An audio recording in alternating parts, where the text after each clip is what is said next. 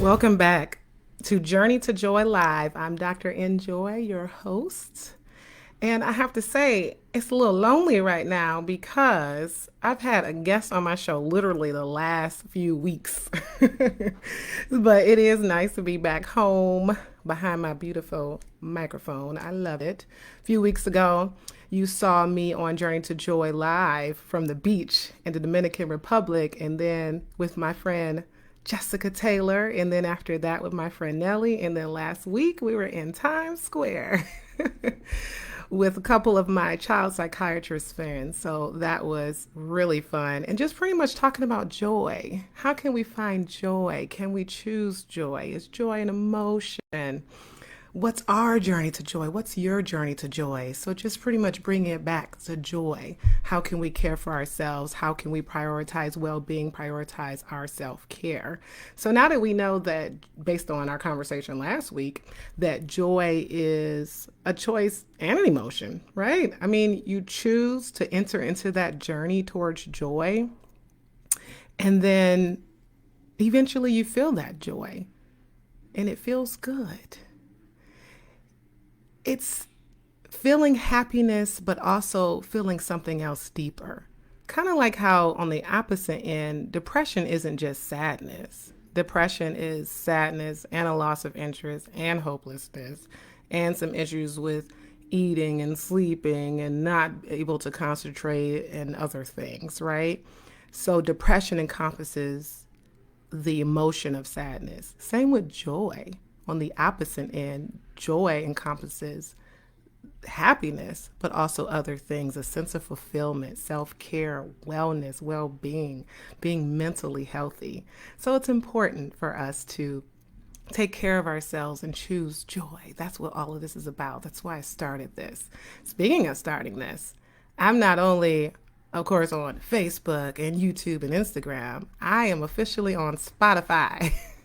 So you can find my podcast, the audio version, if it feels better for you to just listen to my voice and listen to what I have to say, and you already have an account on Spotify or you want to check me out on Spotify, you can do that. So right now you can actually listen to the first 9 of Journey to Joys over there on Spotify, but I'll be uploading the rest accordingly and just uploading each one that I do weekly. So the Journey to Joy is every week live at 7 p.m. I hope to have people come and talk and listen and comment and ask questions. That's really the idea here. Free advice. So anyhow, as we're talking about overcoming the obstacles of joy, now that we know that we should choose joy, now that we know that joy is something that we should try to obtain, what are some obstacles to joy? What are some obstacles to, we just can't sometimes experience it, right? There's some things in the way. What are those things and how can we overcome those things? That's what I'm going to talk to you about today. Because we all experience it, even I experience it. I'd like to think that since I'm a psychiatrist and my name is Enjoy, that I don't have issues with experiencing joy. I'd like to think that, but that's not true. I do have issues with experiencing joy too, because I'll always like to be transparent and forthcoming, and just so you know, I'm not perfect, and I am a human too. So we all experience these issues as well. But some common challenges that hinder us from experiencing joy: stress. I mean, pretty much stress is at the top of that triangle. It's like a lot of things that you can name fall under stress. A lot of things that hinder our joy cause stress, whether it's physical stress in our bodies or mental stress. And after that, that stress leads to negativity, self-doubt, whatever external pressures that there might be, or internal pressures within inside us, internal pressures of our mind, our thoughts, negative thoughts. A lot of those head back to stress. Sometimes stress can be a good thing.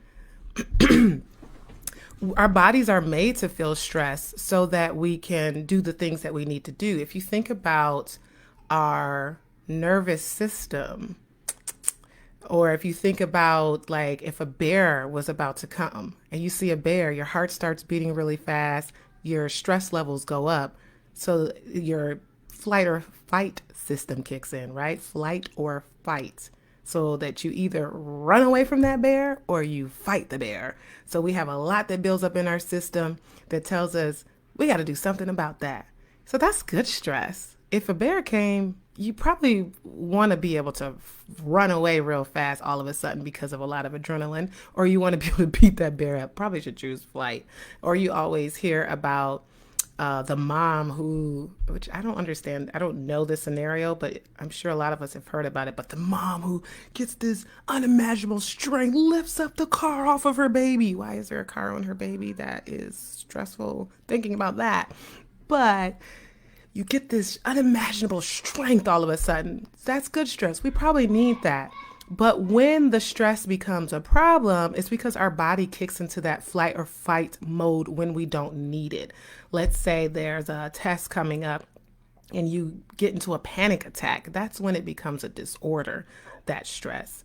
So in general, I'm talking about overcoming stress today. How can we do that? So in getting into more of the challenges, what hinders us to experiencing joy? I mean, mental health issues, right? If you have depression, if you have anxiety, that can hinder your joy in general. And therefore, there's a lot of strategies that you can do to help with your depression and your anxiety or your other mental illness. If it's bipolar or schizophrenia or post-traumatic stress disorder, there's things that you can do. But most of the time, seeking help, therapy, a psychiatrist will help you be able to find joy, whether that's through the therapeutic strategies or through exercise or diet, or if you need a medication. But definitely, the stress of a mental disorder can impede on your ability to experience joy. Physical health, physical problems, physical illness, chronic pain, physical discomfort. Those are obviously things that can make it difficult for you to find joy in your day. So there are strategies that I'm going to get to that even despite physical illness, you can still find joy. I was just talking to someone the other day who, has physical illness. Some people, they can't even move their limbs, but there's still ways that they can find joy too. Financial stress, woo-wee, that can steal joy. That can definitely steal joy. Whatever economic challenges you have, debt, financial instability, financial stress can definitely lead to stress, anxiety, making it harder for you to experience joy. So that's obviously another obstacle to joy. Conflict in relationships. I think we all have experienced that, whether it's with a spouse or with a child. Parenting stress, that leads to that, or with a boss or a coworker, a colleague, a friend, any type of relationship that if there's a conflict, difficulties in personal relationships, professional relationships, whether that's a family conflict or in your workplace, that can definitely cause emotional stress and lead to difficulty experiencing joy. We're entering into the holidays. A lot of people talk about stress around the holidays because they're around more family that they're usually not around, which causes stress and makes it difficult to find joy. Grief and loss. That's a huge stressor. Losing a loved one, losing a friend, someone significant in your life, or just a loss like divorce, or a loss like a breakup, or a loss of a job. Whatever significant life change that you might have, that can lead to grief and mourning. It doesn't have to be that you lost a person, but these things, these stressors, these losses can overshadow your joy. Workload and burnout can lead to compassion fatigue. Burnout hinders your joy. Whatever, having more workload, not being able to delegate tasks, job-related stress in general leaves little room for joy. Negative thoughts, I was saying, there can be external pressures, but internal pressures coming from us. Negative thoughts, pervasive thought patterns, self-criticism, thinking bad about yourself, being pessimistic, that can cloud your ability to experience joy. I mean, if you think happiness, if you think joy, and you decide to choose joy and decide to give yourself positive affirmations on a day-to-day basis, an hourly basis, whenever you need it, That helps you experience joy. But those negative thoughts, like I said before, they work. It will cause you to feel bad. Positive thoughts work too. They will cause you to feel good. Lack of self care. Talked about self care a few weeks ago. It's definitely important to prioritize yourself when you can, but not neglecting it, period. There's some things that do have to go before your self care, of course. You have to go to work. You can't just, not go to work just so you can have a massage day or whatever that self care strategy is. Some things you do have to prioritize over that. But if there's a daily practice that you incorporate each day, whether it's at the beginning of the day or at the end of the day, that can be helpful. Proper nutrition, that's a self care practice. Exercise, relaxation, that can lead to physical and emotional challenges that hinder joy when you do not have it, when you aren't practicing it and you have a lack of self-care. Isolation, some people feel lonely or isolated, which definitely lead to feelings of sadness that hinder someone's ability to experience joy. Trauma, that stress. Experiencing trauma, unsolved issues from past experiences can affect one's emotional well-being and joy. And that leads back to definitely needing to go to therapy to process that trauma. Because if you don't, it will just continue to overshadow what your present is, and that you're living in the past, given that you didn't process that trauma. It's definitely difficult in the beginning when you first talk about that trauma, because it's just going to bring up all the emotions that you felt back then and that you continue to feel. But the more you talk about the trauma, the more you process it, the better you feel. It's true. Uncertainty and fear can be a hindrance to our experiencing joy, as a sense of just uncertainty about the future. A couple of weeks ago, we talked about the basic needs of a human. Uncertainty and certainty was a basic need. Sometimes there is a sense of uncertainty, which is good for growth. Like, if you plan every single part of your day, every single day, like that definitely can lead to some anxiety with no room for flexibility, no room for spontaneity, because it is important to have some sense of uncertainty. There are some people that needs everything. They need to be certain about everything, but I'm telling you that there's importance to some sense of uncertainty. But if you're the type where you need 100% uncertainty, or you need more of the certainty than uncertainty, then that causes anxiety if you have a lot of uncertainty. If you're a person who needs more uncertainty than certainty, causes you a lot of anxiety when you have too much planned out and no wiggle room to be free and flexible to do whatever. An example I can think of is vacation. I know I love the uncertainty of what I'm going to do on vacation. I don't like to plan everything that I'm going to do ahead of time. So I we don't plan a lot when we go on vacation, but I know some people, they need to plan their whole trip.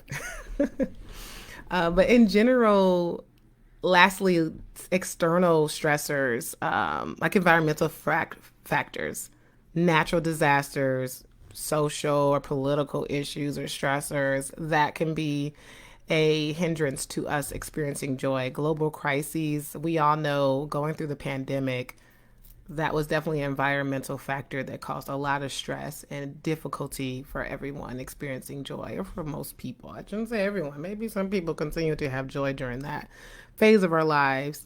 But so just thinking about the obstacles, they can be a lot. External stressors, internal stressors, relationships, finances, physical problems, medical issues. A lot of that leads to obstacles. But just because you're experiencing these stresses doesn't mean you can't find joy. So I'm here today to talk about how you can find joy. What are some practices? I mean, it's really what all we've been talking about these last several weeks: self-care and well-being. That can help you find joy, getting treatment. But let me go through some specific ones. So mindfulness, gratitude, self-compassion. Sometimes just being grateful for what you do have. Sometimes I have to sit back and think, okay, I don't have this thing that I want or need, but what do I have? I have a lot. I have my family. I have my career. I have a speaking of family, I have a whole village that helps me take care of my boys. So I have to like remember, what do I have, even though there's some things that I might need or some stretches that I may have. So just reminding yourself of that. And that's why journaling is a good technique, because when you are feeling good, it's good to write down what you're grateful of, so that when, because it's going to happen, something happens that overwhelms you or you get stressed out, you can continue to think about and read, like, oh yeah, I did read this. I wrote this earlier. Yeah, I had that, to remind yourself. Because when you are stressed out, your body goes into that flight or fight mode, and your judgment is clouded. You're not thinking about how great life is. You're thinking about how it's not so great. So having that reminder, keeping a journal and being able to remind yourself of how great life is and having that gratitude, that's great. For those who believe in God, believe in a higher power, praising God and just being grateful. And we're in November now. It's Thanksgiving. So let's think about what we're grateful for. So practicing gratitude, reflecting on and appreciating the positive aspects of your life. Keep a gratitude journal. Why not? Things that you're thankful for. So with the mindfulness and meditation could be whatever. There's a lot of meditation videos on YouTube. There's some that with a soft voice, close your eyes, take deep breaths. And then there's some that is just like, I want to say, because they have like swearing words, and they just say like, you better do this, and they like yell at you. Some people are motivated by that. I feel like that'll get my stress level up. But if I'm preparing for a run, those kind of videos are kind of like cool, because I'm just like, yeah, I'm gonna go running now. I'm 10 miler. I'm gonna do this. But then a lot of us need that soft, soothing voice when it comes to the meditation videos. But there's a lot on YouTube. There's apps like Headspace, Calm. There's one, Stop, Think, and Breathe. There's a lot out there. That's just 3, but there's so many. Mindfulness can come in where you're doing techniques to help you remain present and not get so clouded by everything that's in your head. Like, I gotta do this, I gotta do this, I gotta do this. But just stopping and thinking. So, of course, meditation can help with mindfulness, but mindfulness can come about by doing certain grounding techniques. Again, YouTube, there's plenty of videos that can help with grounding techniques. Sitting and having your eyes closed and just kind of thinking about where your body is, where your feet planted on the ground, picturing yourself in the beach, those kinds of mindfulness videos. Grounding techniques, thinking through your feet and going up to your body, like picture your legs, picture where your hands are, different things like that. And then there's progressive muscle relaxation, where you go through the different muscle groups, tensing up your muscles and then relaxing. And there's different ways that videos explain that. So that helps with mindfulness and just remaining present. There's books on being present. Sometimes I have to remind myself, okay, I'm thinking about this thing tomorrow. I'm thinking about that thing yesterday. Let me just be present. Or if you're out and about and you are just taking a bunch of pictures, getting stressed out, like, oh, I have to post this. What? No, just be present in the moment. My trip to DR, it was literally the first time I turned off every notification. Most text messages I wasn't responding to. I didn't care about posting. I took pictures, of course, but no emails, no nothing. I just checked out, and that was so amazing to be able to do. I was present. Physical activity.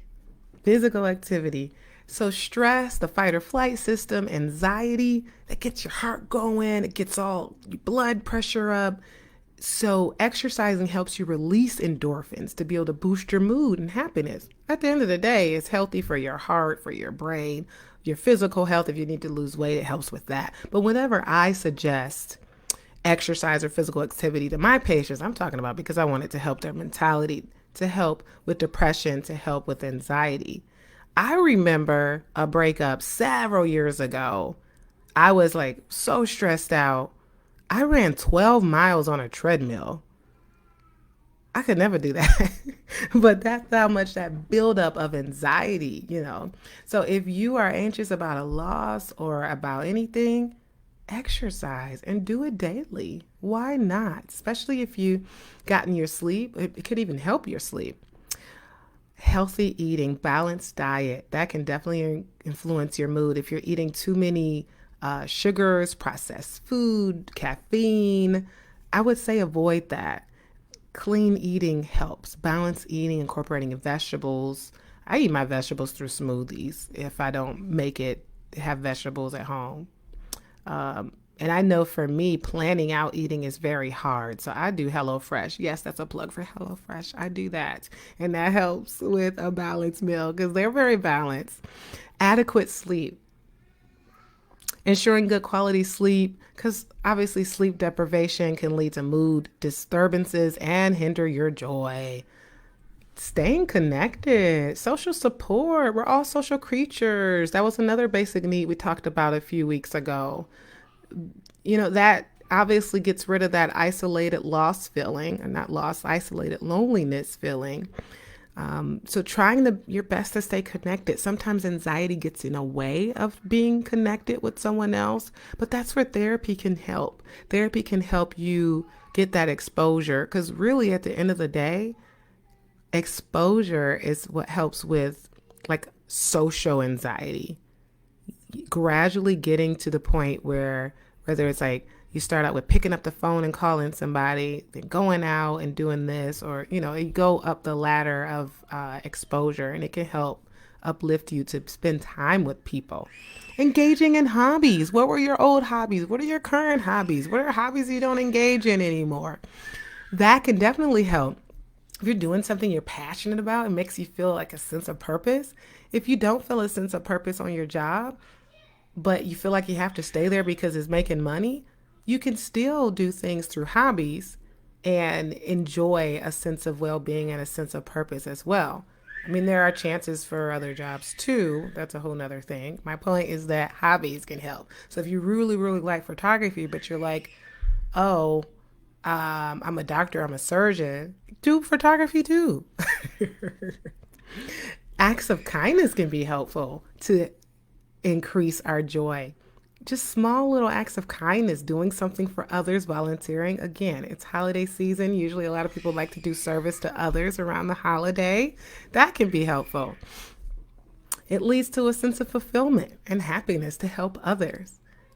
Again, positive self-talk. Challenge negative self-talk. If you say something like, I'm stupid, erase that and say, you know what? No, I didn't mean that. I'm not stupid. I just need to learn to do this better. I am smart. I can do this. That makes you feel so much better than saying I'm stupid. Replace it with a positive affirmation and self-compassion. Setting goals. Oh my goodness. For some reason, I have a lot of presentations to do this month in different aspects of my life. And well, it's 5 presentations. And in my head, I was just like, oh my God, I have to prepare for all 5 of these presentations. This is a lot. And I was feeling overwhelmed. So then I decided, let me write down, okay, this one's due here, this one's due here, this one's here. I realized 2 of the presentations are already done. I already did it. They're ones that I've already done a couple years ago, and I'm repeating it. And then the other 2 are the same presentation. So wait, I can use this presentation for this talk? Wait a minute, what?